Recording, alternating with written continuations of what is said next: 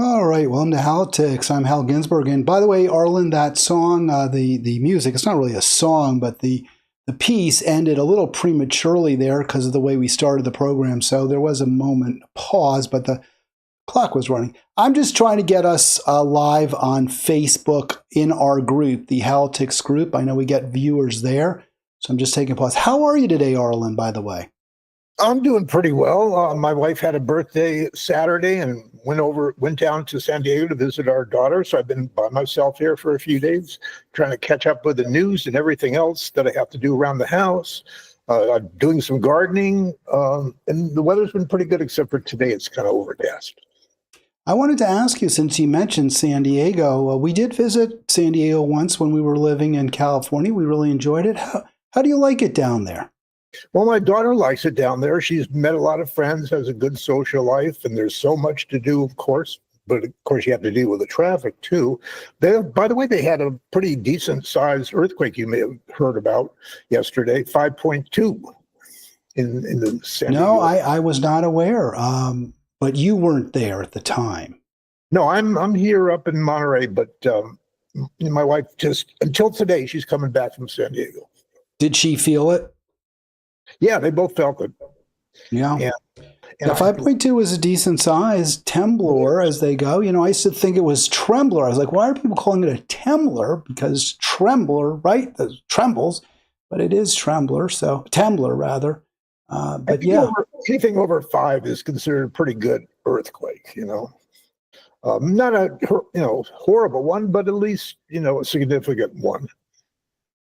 All right, well, it's Arlen Grossman Tuesday. It's a Tuesday with Arlen. I got confused. It used to be a Monday with Arlen, but I think Tuesday works well. I'm happy to do it this way because sometimes we have good stories on the weekend and I can focus on those. The question I posed, and this is in response to some of the stories that you wanted to discuss, Arlen, as well as those I want to discuss. What can we do to reclaim democracy from the oligarchs? Actually, you know what? I noticed there's 2 question marks in there. I don't know whether I meant to put in 2. Maybe I just double tapped it. I'm not sure. And that's an old image from the Puck magazine from the 19th or early 20th century. Democracy's disastrous egg dance. I want to just put that up for a sec because there's a couple things in there, Arlen, I know you're going to appreciate. The blindfolded woman in this image, you can't really tell from this, but if you blew it up, you'd see she's called Democracy, and she's being pushed around by these fat cats, all these wealthy people, billionaire types in black top hats, and obviously the elites. And it's called Democracy's Disaster to Egg Dance, and she's trying to avoid, as she's being pushed, these important aspects of democracy, including tariff reform is listed as one of those eggs, which I thought was very interesting. Yeah. Also, civil service reforms and others. So we're seeing, I think, a repetition perhaps of what America was going through in the Gilded Age with this billionaire president that we have, perhaps, if he's a billionaire. It's nothing new, Hal, and unfortunately, it's so bad now that Robert Reich wrote a piece yesterday that I put on my Facebook page. The two tipping points for when we officially become a dictatorship could occur this week. So, and I'll tell you what the 2 are if you like. Oh, sure. I'm always interested in what Secretary Reich, Professor Reich, has to say. The first way the Trump regime clearly becomes a dictatorship is by defying a Supreme Court order. And that seems to be happening right now. And the second way was we officially become a dictatorship is to accuse any American citizen of being so dangerous as to justify being sent to a foreign prison without any independent court review of the regime's evidence. Yeah, they're not getting due process. Well, I think those are really important issues, and I'm glad that Reich highlighted those, and they both relate, obviously, to the deportation of permanent residents or people here on visas, legally here, without any process whatsoever, and being sent to these terrible prison, I should say, in El Salvador. And now Trump is, saying he'd like to send some Americans there too. It's very scary. Yeah. That is dictatorship all the way. When he thinks close, I mean, we will see whether we have a peaceful transfer of power in 28 from this president, and if we have elections in 26, that'll be too late. It's certainly not what any of us would view as democracy. It's very, very upsetting. And he's only been in office 3 months and done this kind of damage. We can't wait till 2028, that's for sure. And 2026 is, a year and a half away, so that can be problematic too if the elections will be fair and if they'll happen at all. So, there's a lot we have to worry about. Well, it certainly would be nice to take action now to stop Trump's excesses. What do you propose? Do you have a plan in mind to do that? I wish I did. Unfortunately, like Trump had said prior to Zelensky, he's got all the cards. The Republicans have the House, they have the Senate, they have the Supreme Court, they have executive branch. The Democrats don't have any power at all, so that there's not much that they can do, unfortunately. And I hope somebody comes up with an answer, because I'm not sure what it would be. Well, AOC and Bernie are touring the country. They are rallying people, and you spoke during the pre-game prep, if you will, very favorably about those rallies. You don't view those as potential change agents? Well, I think if it helps get the American people all fired up and upset with Trump, to such a great extent that they'll be, marching on Washington, and, everybody will, say that Trump is just being a dictator. If you get enough people, then anything is possible, I suppose, if you get the people on your side. And right now, Trump's approval ratings are going down, and they'll probably continue to go down, as well as the stock market will probably continue to go down. And, the bad things could happen if you get the American people on your side. That'll be a help, at least. Well, other than Bernie and AOC, are you seeing the kind of full-throated criticism of the Trumpian regime, and more generally the oligarchic conditions in our country from the Democratic Party that you would like to see? There are some Democrats speaking up. Cory Booker, of course, 25 hours filibuster, you might say.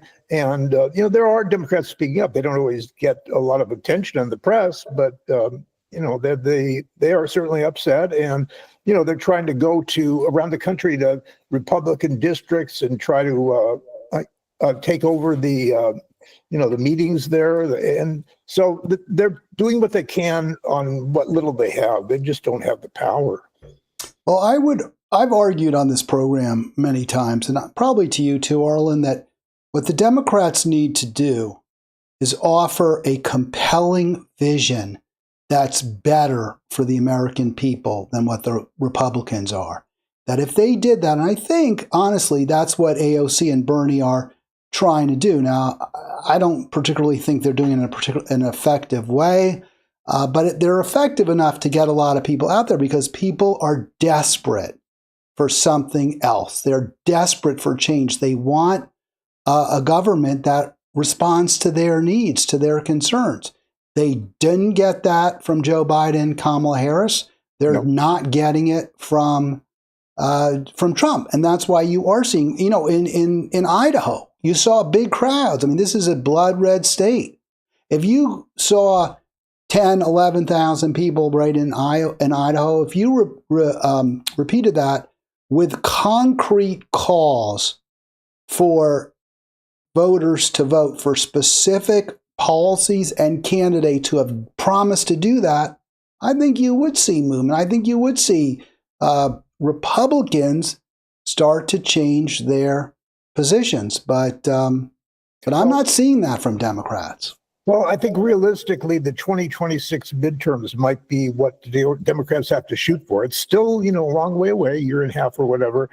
But if they could, convince enough Trump voters to go to their side, and Trump voters are getting worried and upset by what they're seeing the Trump administration doing right now. So it's possible.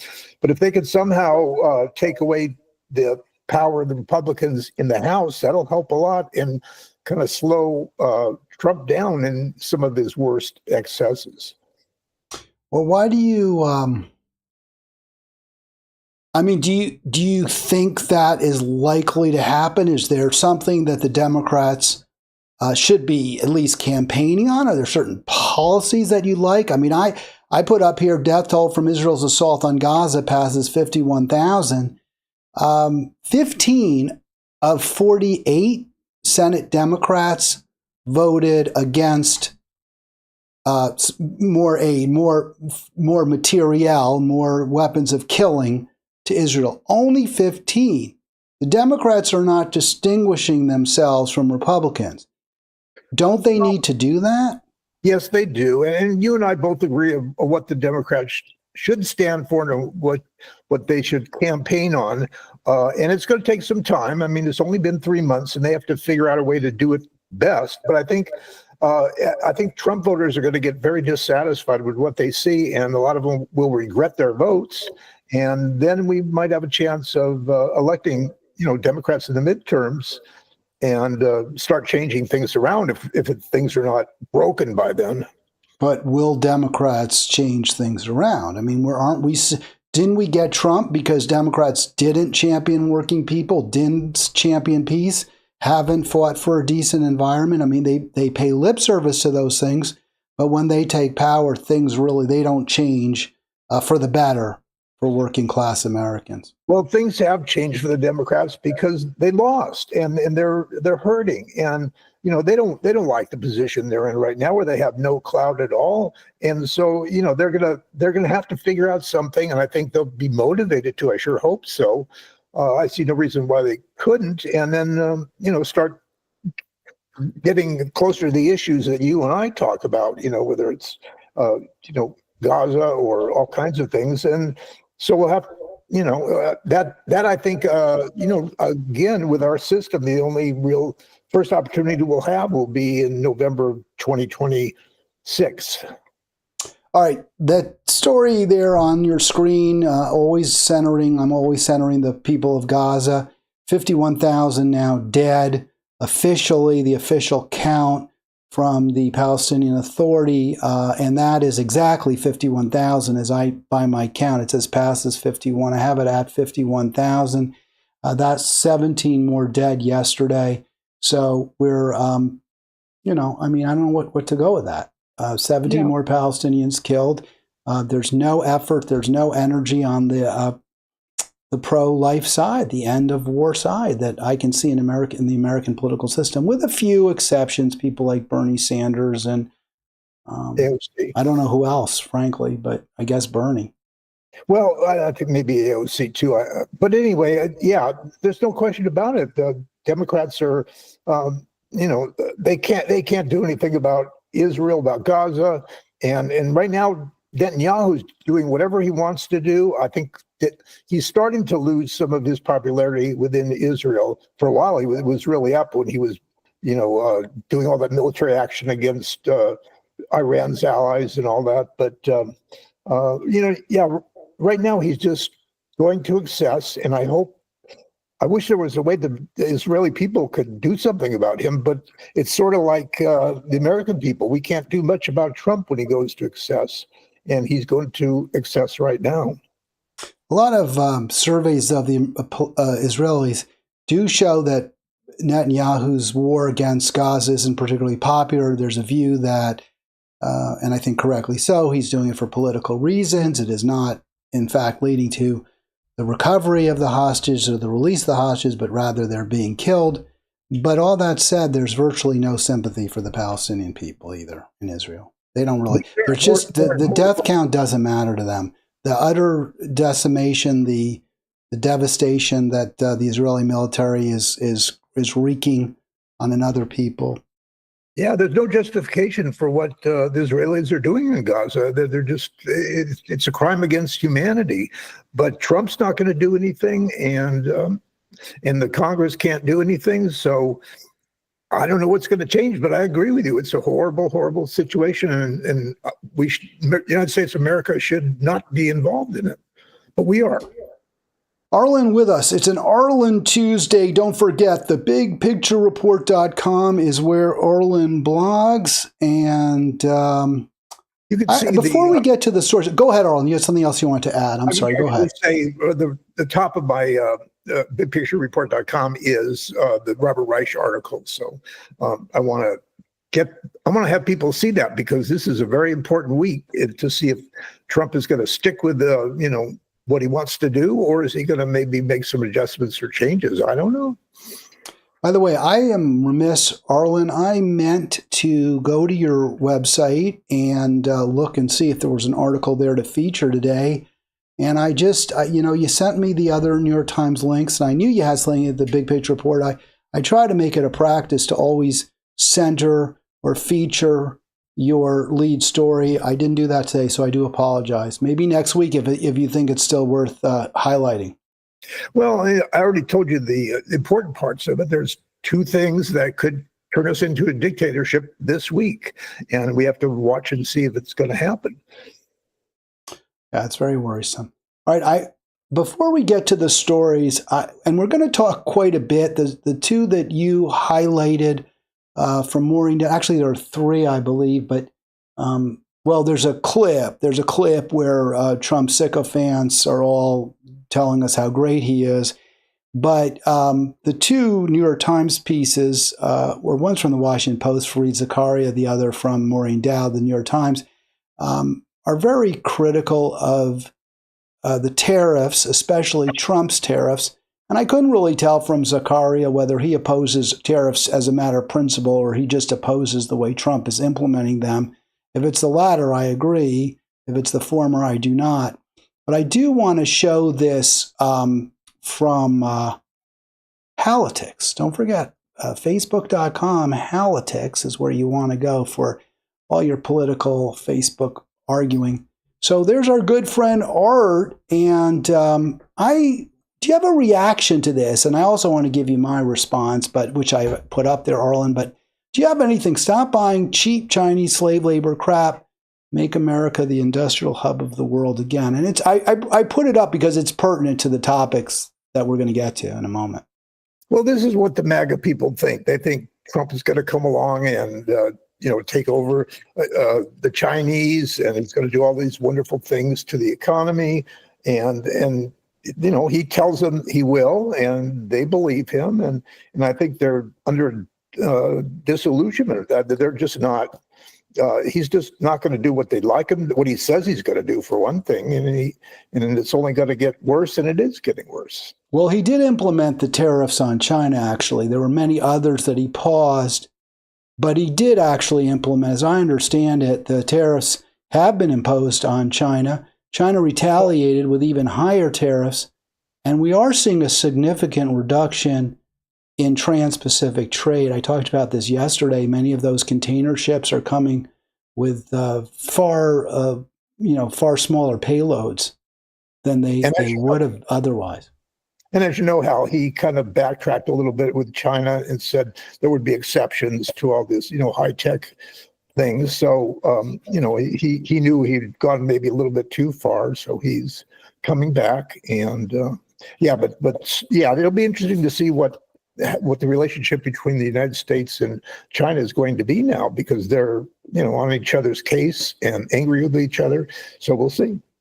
Yeah, I personally can't be upset about that, but I do want to just put my response to Art up as well, because what Art is saying is stop buying cheap Chinese slave labor crap, as though the individual purchaser, the individual consumer can make a decision. Do I want to buy something made in China, or do I want to buy something that's made in the United States?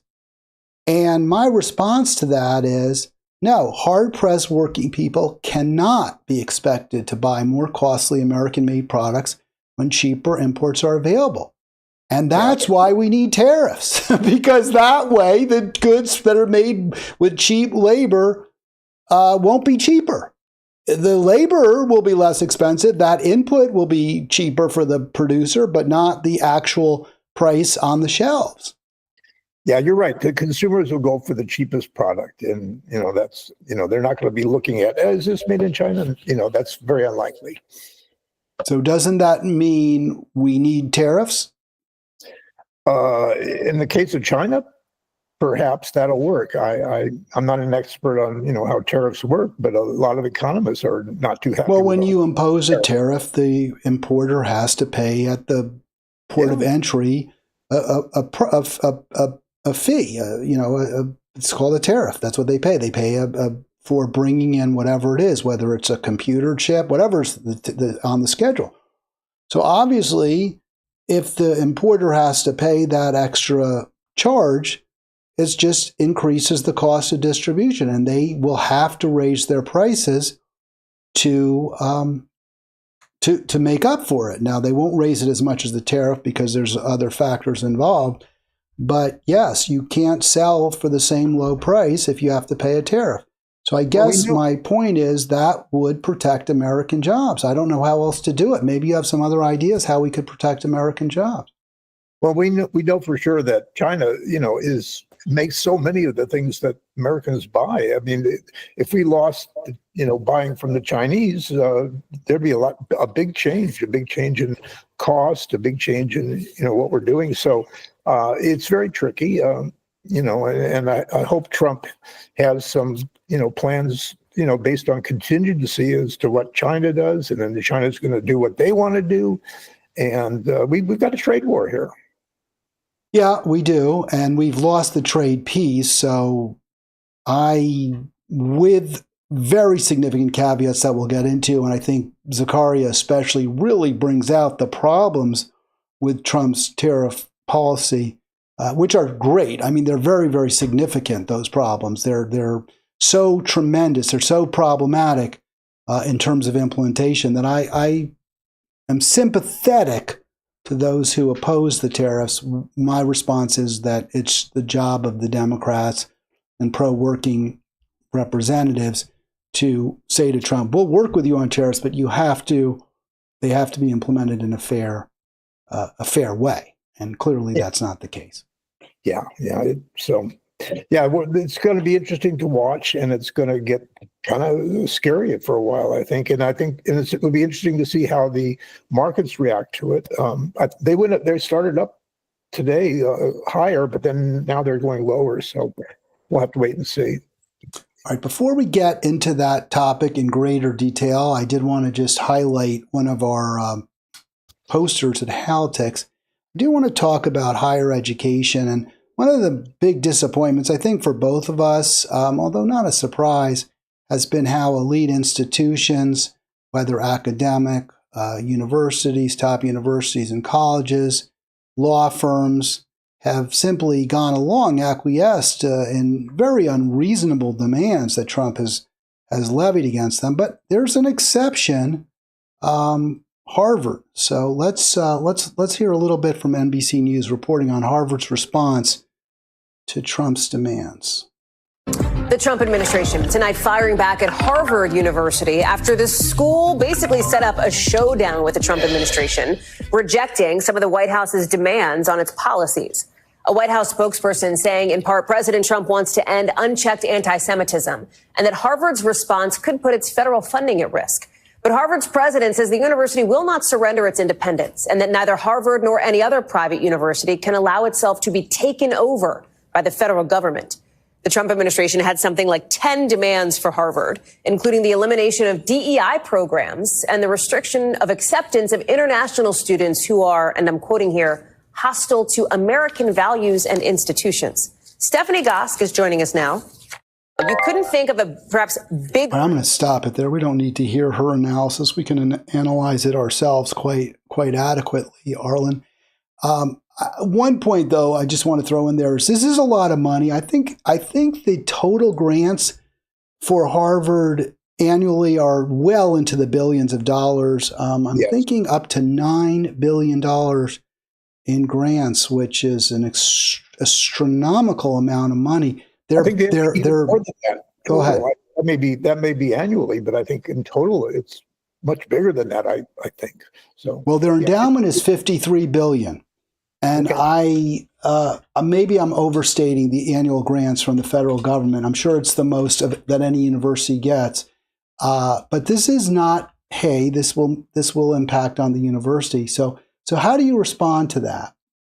Well, unfortunately, I wish every university was like Harvard, but they're not. Harvard is in a special position where they have enough money that they could, fight back. But other universities do not. And I think it seems like the Trump administration wants to kind of take over universities, to set a lot of their rules and decide how they're supposed to be run. And a lot of the universities are kind of giving in a little bit because they can't afford to lose federal money. It's kind of like the law firms are much the same way. Trump wants the law firms to be like he wants, and some of them are acquiescing, quite a few of them. So. He's definitely going all out to make the universities and law firms, et cetera, in his image. Let me just correct the numbers I gave. I was off by a significant amount.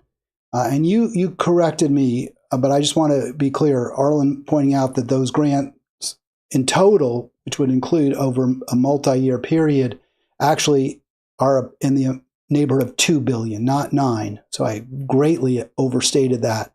The total number of federal grants over time that Harvard is in line for are about 2 billion. And the annual pay from the federal government to Harvard was around $686 million. So it's still a very, very significant amount. It's not their entire budget. It's not as great, obviously, as their endowment. Your point is extremely well taken, Arlen. Harvard's so wealthy, they really can, at least for a period of time. And I read an analysis saying, this is definitely going to hurt the university. I'm sure they made a cost-benefit analysis. They said, hey, we say no to Trump, we get favorable publicity. Our, our wealthy liberal donors will be happy and they'll reward us. Yeah, we'll have to pay a price, but in the end, we'll emerge stronger than ever. There's an overreaching idea, I think, in that the Trump administration kind of wants everybody to believe like they do, whether it's high schools, colleges, whatever. They want to, stamp out DEI and Black history, things like that. The other day that there was a library, I think in the Navy, that took out Maya Angelou, but left in Mein Kampf. I mean, that tells you a lot right there. Yeah, scary stuff. No question about it, Arlen. And, again, your point is well taken. Certainly that many universities and colleges are struggling, declining enrollments. Fewer people can afford colleges. Certainly fewer can afford private universities and colleges that aren't state sponsored.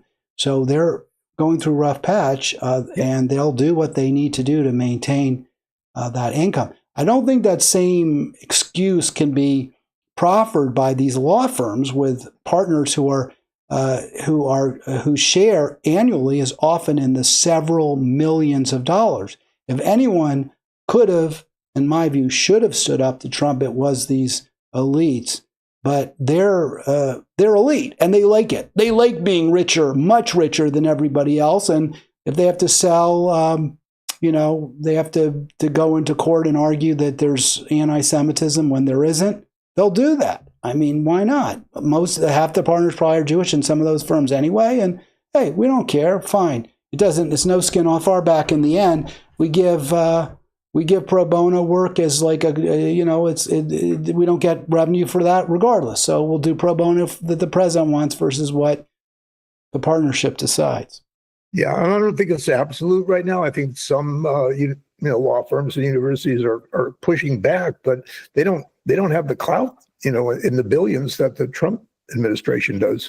And let me go back for 1 second to talking about the schools. And a lot of the high schools and libraries and things like that are the Trump administration is trying to change the philosophy, the views, and taking out books they don't like and putting in books that they do.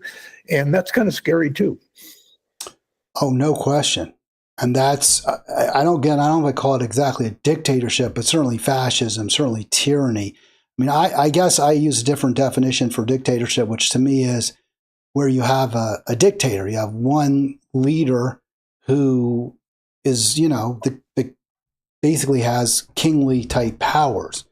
And Well, Trump is getting towards that, but it also means that they're not replaced at the end of a fixed period of time. So George W. Bush did a lot of really, really bad, scary things, torturing people, getting away with it. But, he left office at the end of his second term. I don't know whether that's something we should count on with Trump.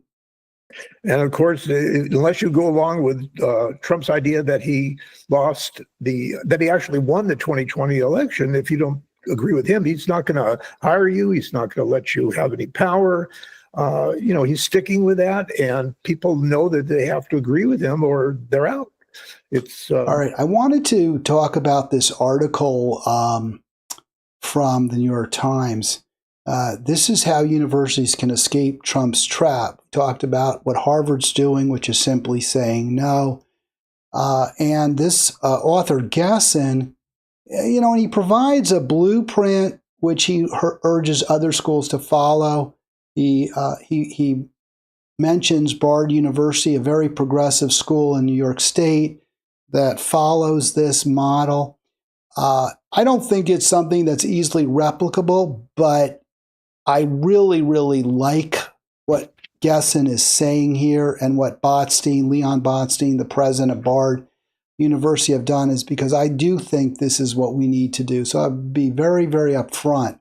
But he does talk, Gasson talks rather, about the reasons that Trump is doing this. And I think it's the same reasons that you proffered, Arlen. He says, or Gasson says rather, anti-intellectualism and greed. I think you were more focusing on the power, right? But what Gasson is saying is universities are independent centers of intellectual and to some extent political power. Trump is trying to destroy that independence. Your thoughts? Well, he makes a lot of sense. I like what he says, but as we discussed, a few minutes ago, there's not that many universities, or there aren't any other universities like Harvard that have that kind of money that could fight back. So, and money is what runs our country. So I'm not sure how many universities could do what he's promoting. I hope there is, but it's going to be difficult. Well, Gasson does provide a very specific solution or blueprint, whatever, that universities can follow. And what Gasson says is that they should change the way they do business, that these colleges and universities should focus on one thing and one thing alone, and that's educating as many people as possible. The values, and Gasson doesn't say this, but I would say it, the Enlightenment values, the importance of education, freedom, art, culture. And and so Gasson says they should, universities, meaning not just Harvard, but small schools, big schools, doesn't matter, abandon all their current, parochial concerns, rankings, donors, campus amenities that preoccupy and distract them, and focus on the production and dissemination of knowledge. And Gasson adds that this strategy has actually worked to stave off fascism around the world. Well, Al, it's one of those things where it's easier said than done. It sounds like a great idea, but to change the entire system, to have all these universities do things so much differently, and lacking federal money and all that, I don't know that it's possible. He's got good ideas, but whether they're practical or not is another matter. Well, I guess the issue is, are university presidents, are university boards of trustees prepared to give up some of their privileges? Because to do this would reduce their revenue. It would mean that they wouldn't be invited to the big cocktail parties necessarily that their donors at Goldman Sachs or what have you throw.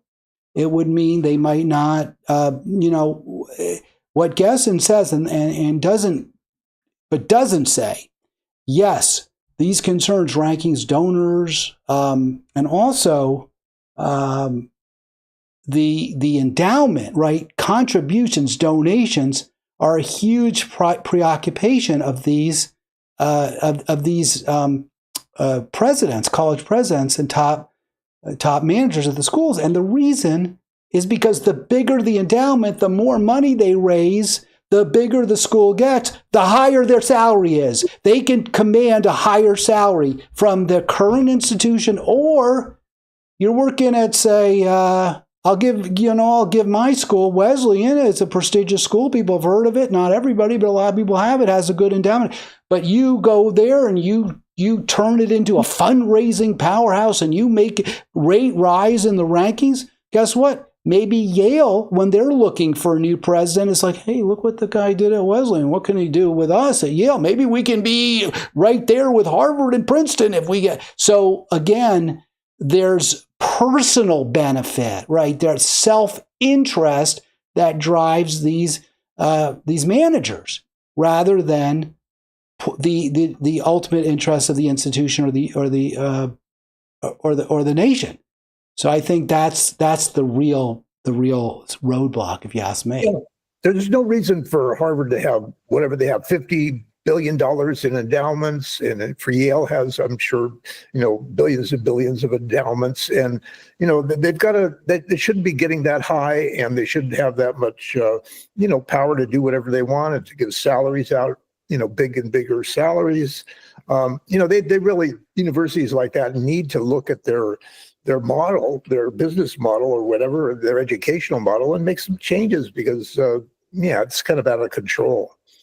Well, Arlen, look what Gesson says, that Trump made a decision to go after federal grants rather than taxing university endowments, even though that tax would be popular. The American public, most of whom didn't graduate from Harvard or Yale or Princeton, they're Stanford, they'd be like, why are they sitting on $50 billion? Yeah, let's get our hands on some of that money.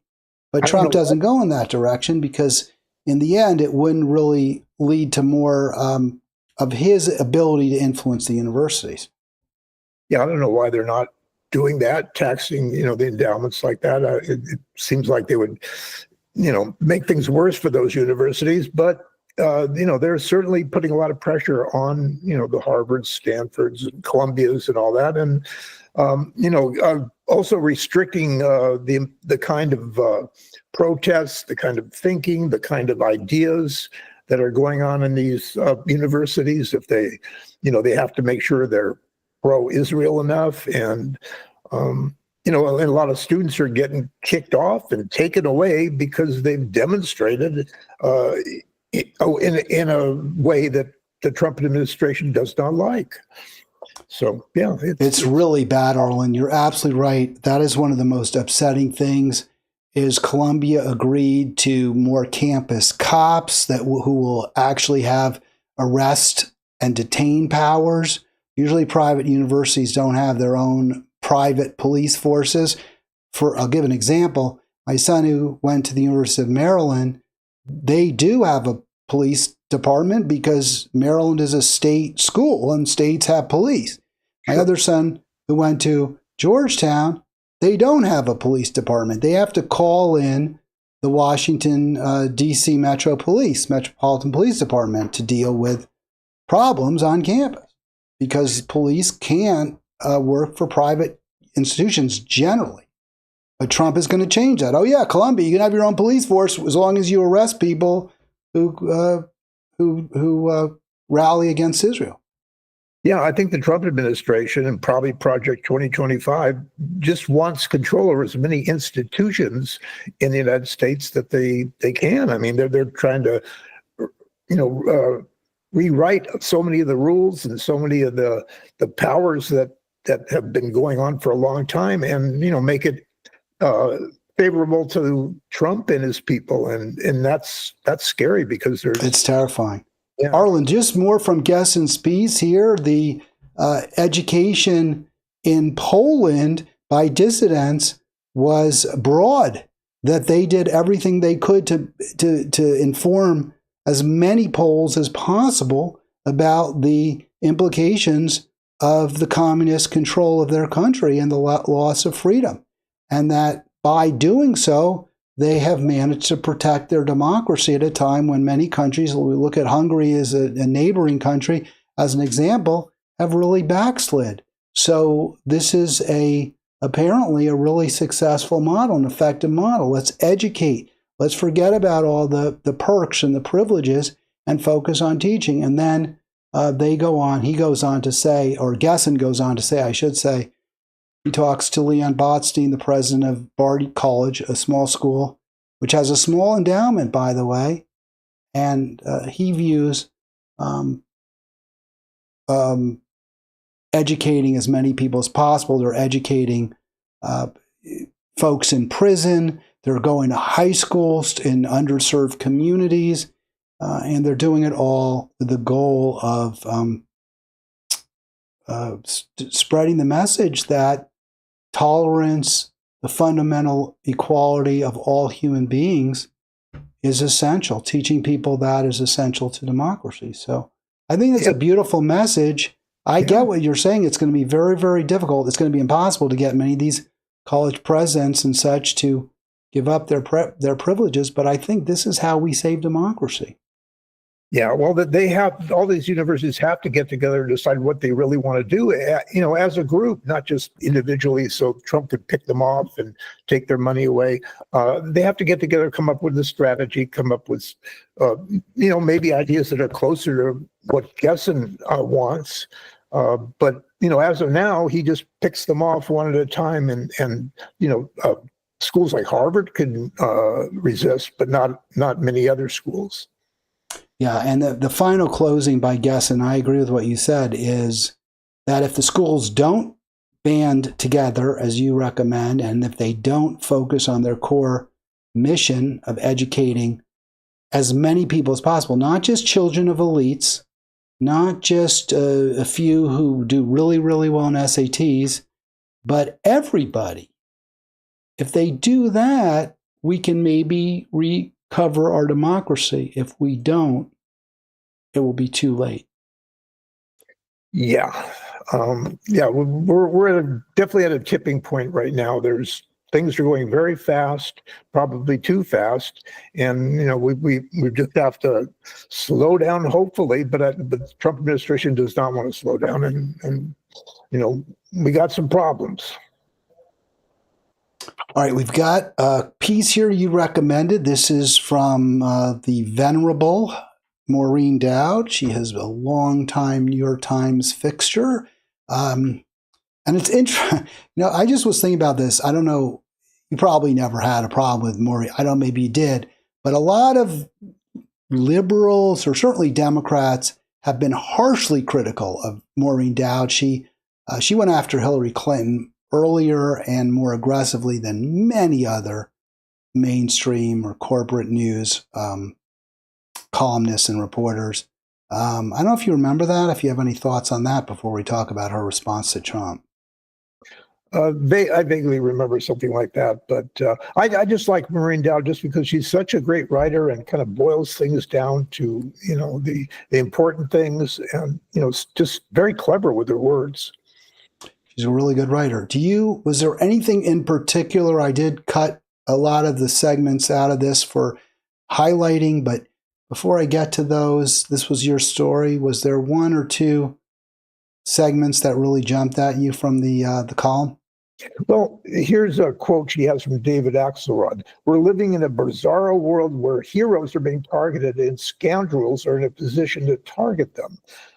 And then she says a little bit later, "Trump is engaging the full power of the presidency to settle scores." We could see that. "The White House was not meant for petty tyrants on revenge tours. In the biggest job in the world, Trump seems like a very small man." Very true. Yeah, I think that those were spot on. And here's another one. The Republicans' math on the budget bill is also fuzzy. You can't give trillions of dollars in tax cuts for the wealthy and pretend it won't cost anything. Yeah, it's going to cost a lot. Yeah, no, this is all accurate. There's the Axelrod quote at the bottom there. I highlighted it. And also she points out, and we'll get to that other quote in a moment, Arlen, but what a bragger. What a braggart he is, always talking about how great he is. And obviously, and I've said this, I think of him ultimately as a pretty pathetic person in many ways. Yeah. I think he's obviously has very low self-esteem. His massive ego is clearly because it's masking his inferiority complex. I don't see that as really even controversial, really. Yeah, I mean, it's crazy. I mean, people can see that, his ego is so strong, and yet somehow that's charismatic. And a lot of his voters, whatever he says, no matter the awful things he does, they think, oh, he's right. He must be doing something good, and he's really on my side. And they're wrong. I mean, he's not on the side of the working people for sure. And, when the budget bill comes up and there's big tax cuts for the rich and the rest of the people are suffering, and inflation is going up and so on, well, maybe there'll be a tipping point somewhere along the way if it's not too late.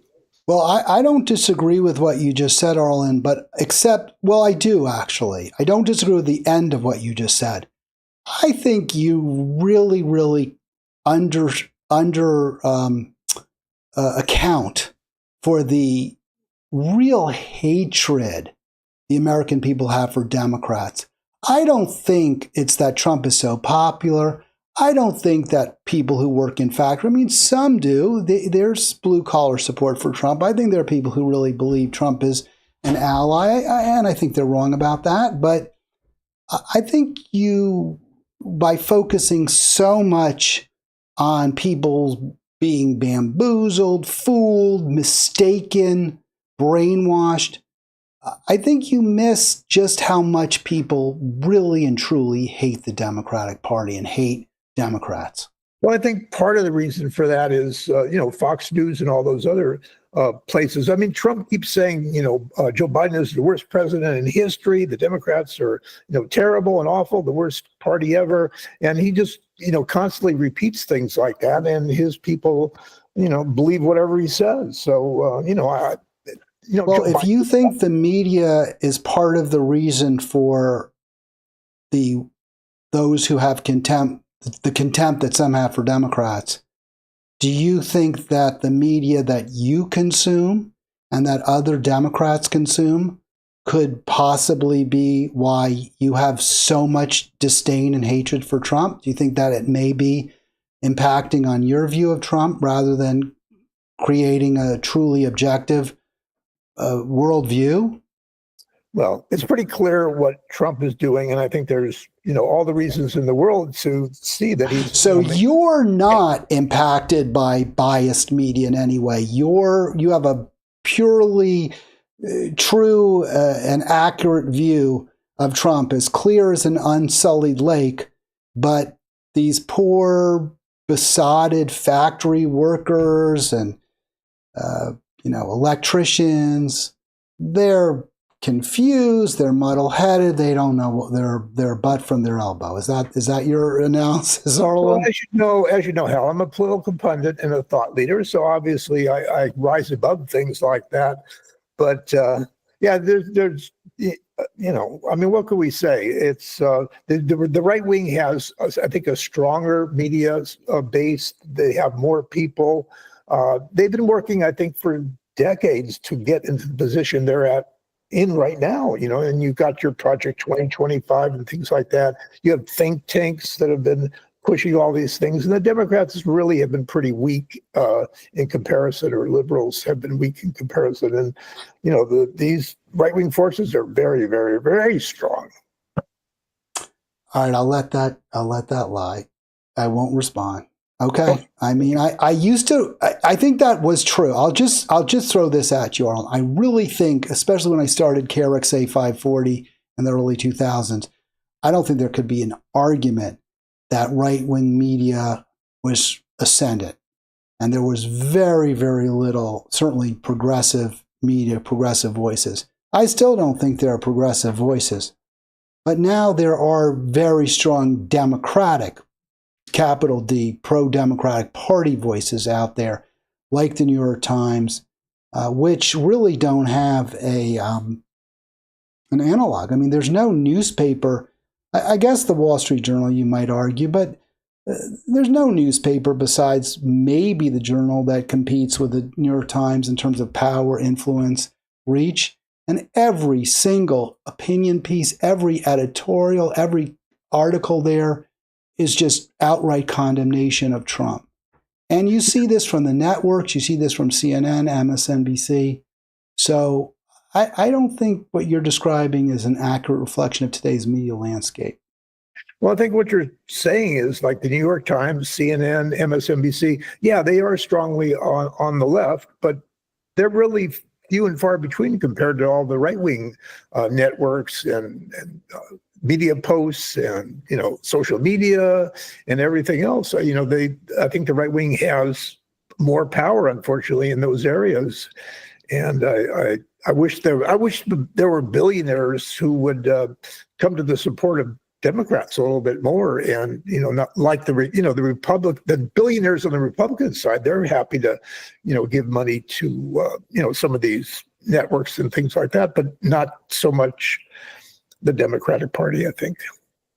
I mean, I wish we could all unite in agreement that we don't believe there should be billionaires and that we need to raise taxes to a level so that there's nobody who ever can accumulate $1 billion and certainly not leave it or will it to their offspring.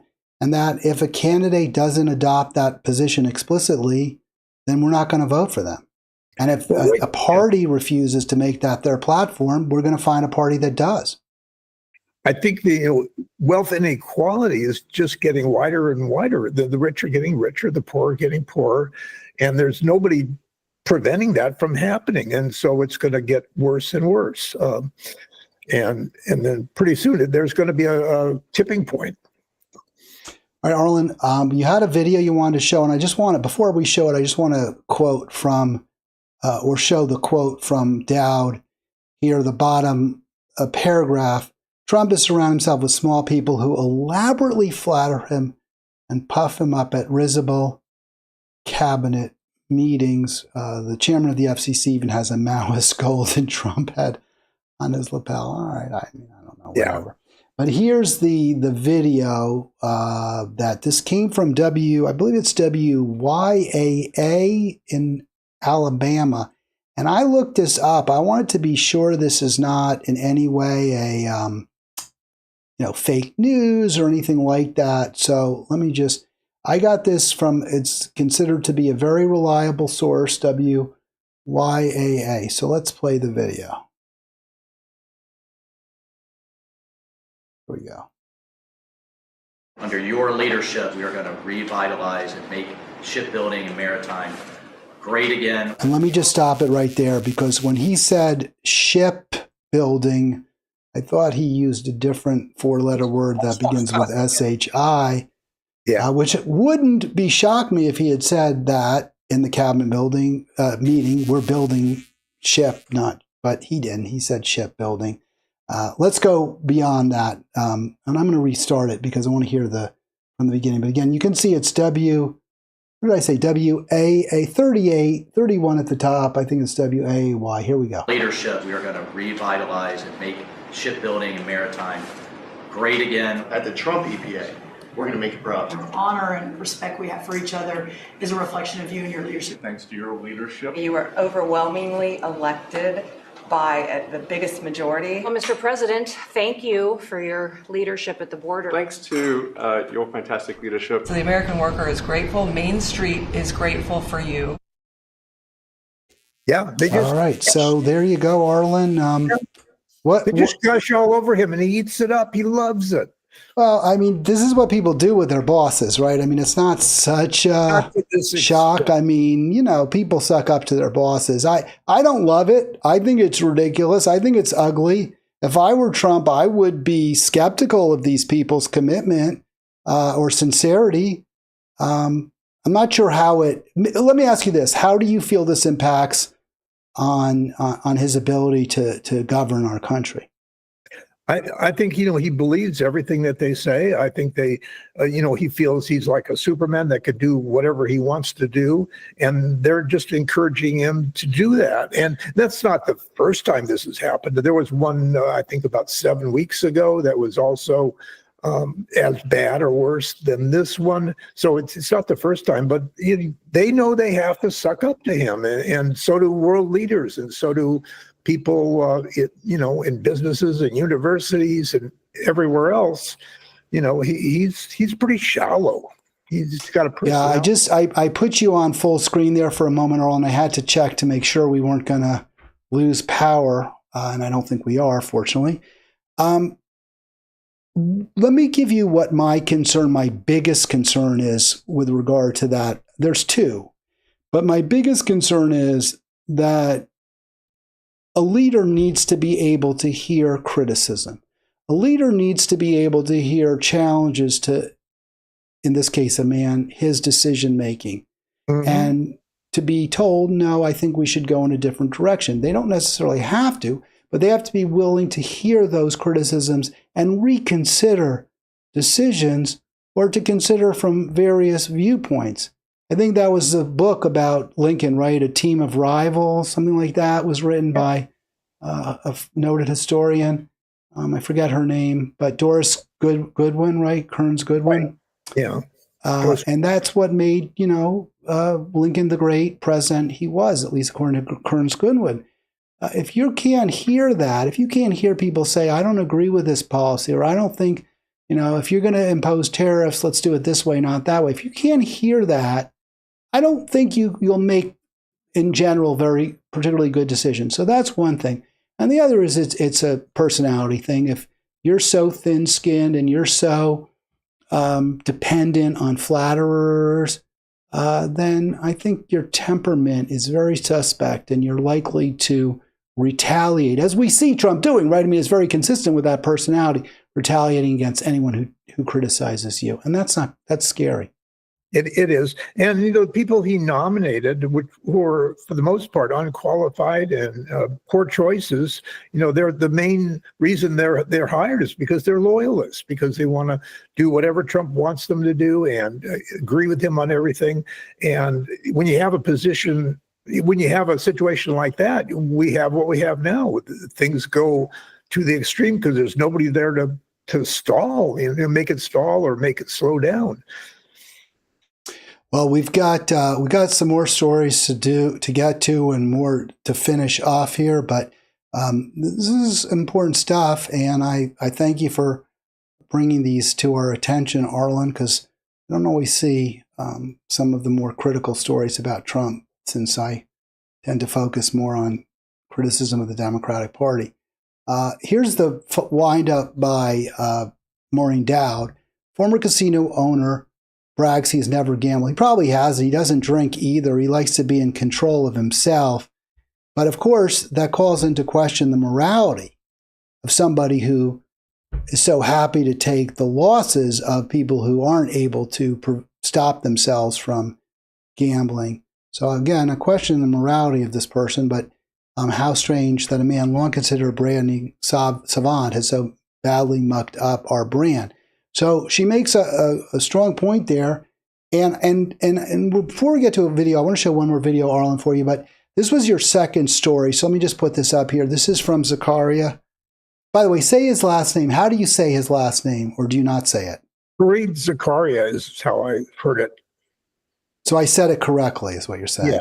Yes. Because I go back and forth with that. Zakaria, very critical of the tariffs. We'll get into that in a moment.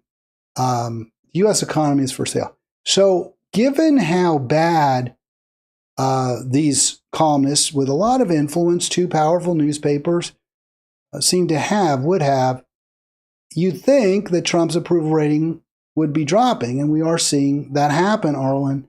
But this was a really interesting poll that came out Friday. And I put it here now because with all the negativity towards Trump that we're reading about, hearing about, How do you account for this, Arlen? This who cares more question.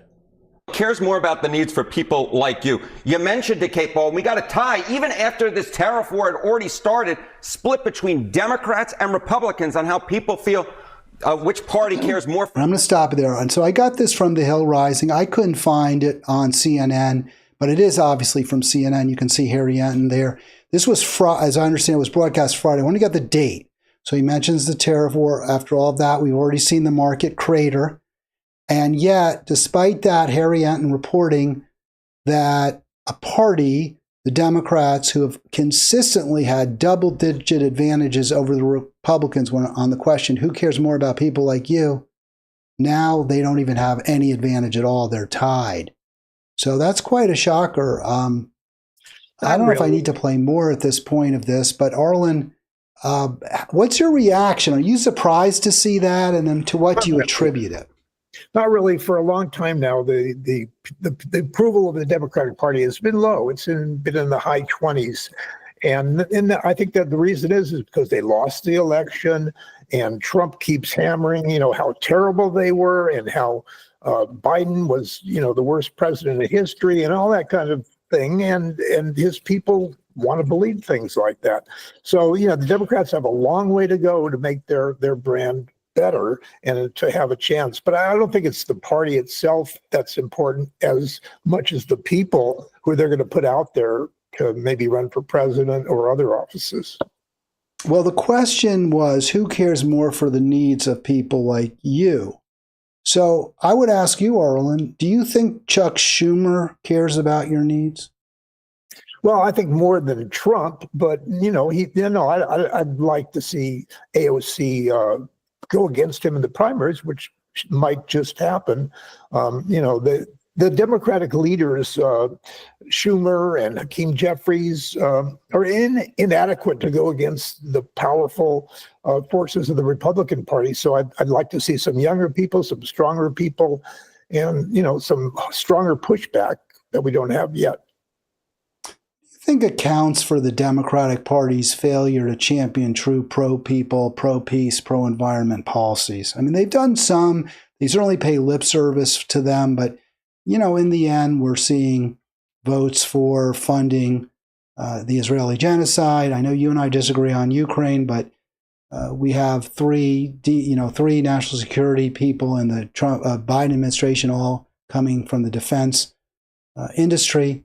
So what do you think accounts for that disconnect between the Democratic Party and the American people? I think the Democratic Party was probably pretty shocked at the way the results came out. And I think they're confused about what to actually do about it. And again, it's early. It's only been about 3 months since Trump has been in office. But yeah, they have to do something major, something strong. And I hope they, find some people that'll help them do it. But right now, the Democratic brand is not a good one. Nor is the Republican brand, I don't think, but Democrats probably worse. Arlen, you raised, and I'm glad you did, you shared with me this Zakaria piece about the U.S. economy is for sale is what it's called. And he really is very, very critical of the Trump tariff plan. So let me just put this up here. I thought this was very interesting. And I just want to say one last thing before we get to it. You said smart guy, Zakaria. I agree. He is very bright. He is very incisive. Do you want to talk about what I highlighted or other aspects of this piece that really struck you as important? Well, I think Zakaria is looking at the whole picture, and he's horrified of what he sees because he's been around the world. He started off in India. He's seen some of the horrible things that governments can do, and I think he's seeing what's going on right now, and he's really, really worried. And who could blame him? Well, he makes the point that when he says the government's up for sale, what he's saying is the tariff schedule is constantly being changed, revised, edited to reflect who's paying off Trump, who has Trump's ear, who's flattered Trump. And I think there's a lot to that. I don't think that's incorrect. And that's very, very bad. That's clearly not the way government should operate. But on the other hand, we are seeing the tariffs are reducing the influx already of cheap foreign goods, which will invariably, which has to mean there will be more manufacturing at home. So I guess my question to you is, how should Democrats respond to a policy that is being implemented incredibly badly and corruptly, but at the same time, probably in its broadest parameters is the right strategy? Well, we don't know that. We have to wait and see. We have to see what the markets do in the way, everybody's economy, the inflation and all that. We don't know what's going to happen. No, I wouldn't say what Trump is doing is successful so far, and I kind of doubt that it will be, but when I say it's the right, I just mean that we need something. We need to do something to protect American jobs and American manufacturing. You've always been pro-tariff, and there are some benefits to tariffs, and that's kind of a trouble for Democrats because they can't say all tariffs are bad because that's not true. So just the results are going to tell us. Well, I hate to throw your favorite pundit, your favorite radio host in your face, Arlen, other than me, of course. But, and yes, I've always been pro-tariff. But so is Tom Hartman, at least until Trump became associated with tariffs. So is Bernie Sanders, at least until Trump became associated with tariffs. Do you think that shows a certain lack of intellectual consistency and honesty if you change your policies because you don't like the guy who is promoting them? Yeah, that's not right. I think in the end, tariffs have their place. There are good times to use them, and there are bad times to use them. And right now, Trump is just making that his complete strategy is tariffs and negotiating with countries. He's a very transactional guy, and he's making a lot of transactions with other countries. He says they're coming to him with deals. I don't know if that's true or not. But but tariffs definitely, there's two sides to the story, and there are good times and bad times to use tariffs, but Trump has just gone overboard using them. Well, the point by Zakari, I think, is a really good one. Companies and countries are cutting deals, gaining carve-outs, exemptions, and special terms. Seems to me that fact is an argument not for jettisoning tariffs. It's an argument for taking the president out of the decision-making process or out of the bargaining process, but creating, and I think we had this, the Federal Trade Commission, creating a body that is set up to actually publish tariff schedules and that has the legal authority to do that, and which is policed, which has audits consistently, internal audits, and any deviation, like any carve-outs, exemptions, and the like, special industry preferences would be immediately investigated for how those were put into the schedule. So it seems to me that would be something Democrats should be talking about rather than their kind of just sort of general attack on the process. It's on the actual dynamic, the institution of tariffs themselves.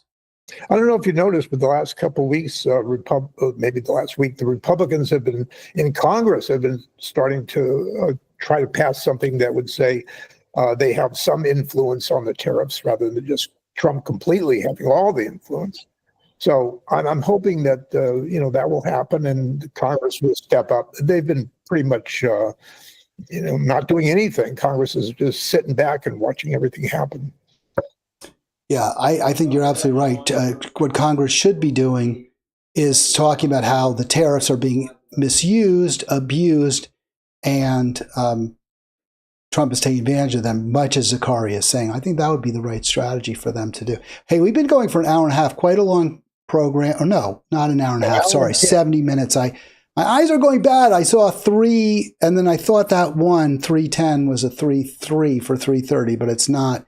Arlen, that does it for the stories that we had. we've gone over the hour, but I always give you plenty of time to wrap up. Thank you. And I do have one thing I want to add to this. The kind of wholesale, firing that Elon Musk has done, and all throughout the government, there's just so much, and it seems so haphazard. It doesn't make any sense, and they have to sometimes go back.